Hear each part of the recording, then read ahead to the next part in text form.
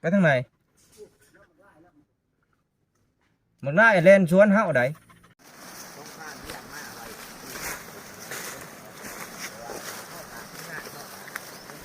เจอตุบันรถเขาเด้อมันจะได้กินหลายเฮ้ยขอถือเลยแต่สักหุ่น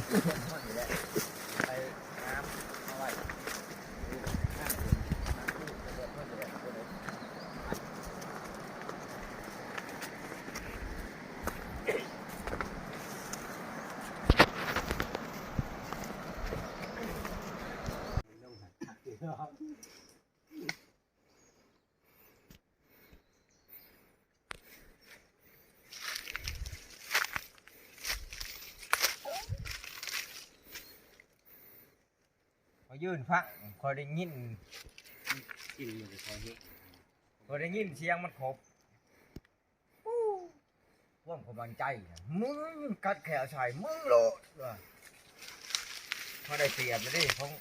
มันแกะนี่ได้มึงเนาะข้าสันบ่บเห็นที่ข้าสันว่าเราจิมอมบ่เราหูว่าขอดไฟบนมือแล้วก็ส่วนพวกบางเหี้ยงบางก้อพวกเท่าได้ยังดีไปเหื่อละมือแต่แม่ก็ไปเขาก็เห็นแล้วพวกนั้นพวกก็ไปแต่ท้ายที่สิแล้วมาจังสันของดีหายาของปากจากป่าภูเขาลำเนาไผ่ของพวกเนาะนั่นนี่นะเนาะนี่ของแถวของปลอมใช่นี่ครับมันถ้าคือนี่ได้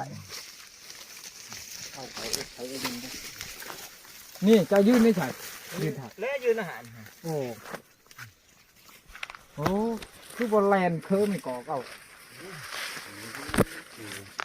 นี่ไปนี่เห็นมากครับมันกินมากไม่ใจหลากมากหลากไปเอาโอ้มันก็บ่ได้น้อยดินี่ขี่ข้ากดนี่ครับหน่วยพันใหญ่จัดอยู่บ่จักไม่มีเลยนี่พันเนี่ยนี่โอ้นี่ทุกคนของผ่านนี่อย่างไหนผ่านนี่อย่างเลยจัดหายตามคำขอประมาณ70 โลทุกคนเลยเนาะก็ดืนของในผ่านในก็ผ่านมองอีกน้อยนึงนะดืนโบราณเนาะสักซอกเลยฮะอาจารย์เบิ้งสิอันนั้นวัดเบิ้งเอาเบิ้งศอกผ่านท่องแท้1 2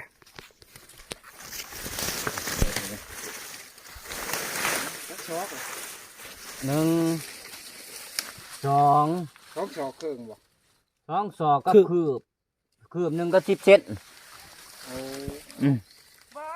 2จังไดศอกสันโพดบ่จักเบิ้งหั่นต้องกระปั้นตี1นี่เอา2นี่ดิ2 ศอกครึ่งนี่3แบบ3เนาะพอดีตอนห้ามก็อยากไห้เนาะ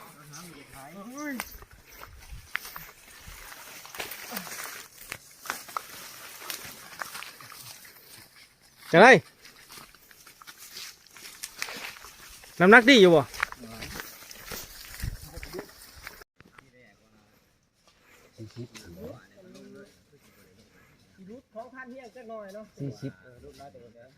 โอ้ยรุดได้เติบโอ้ผลงานผ่านท่องแท้เต็มรถแน่นอนคุณงานทีมงานคุณภาพ2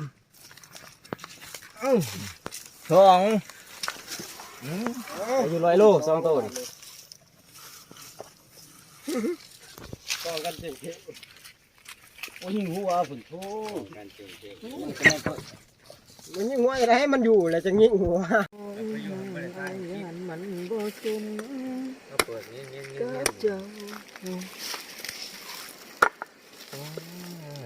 แกงจับเบิ้ง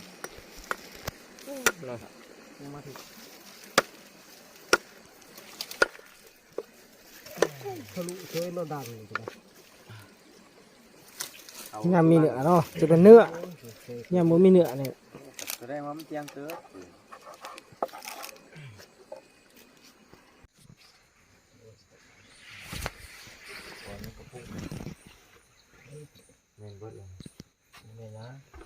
ที่ชอบตัวนี้ทวงพุ่งกูไปอ่ะ พุ่งขึ้นหายแล้ว หนักมันสวงเบิด พุ่งก็มาแต่คอย บ่ ช่วยแล้วก็ครับ สวงอะไร โอ้สวงนี่สิบ่ได้แลอีกว่านี่หรือสิเอาขึ้นเลย ครึ่งโลเนี่ย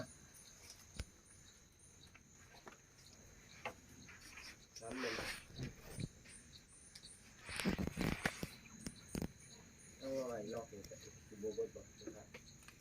เอาไว้ลอกเบื่อเลือด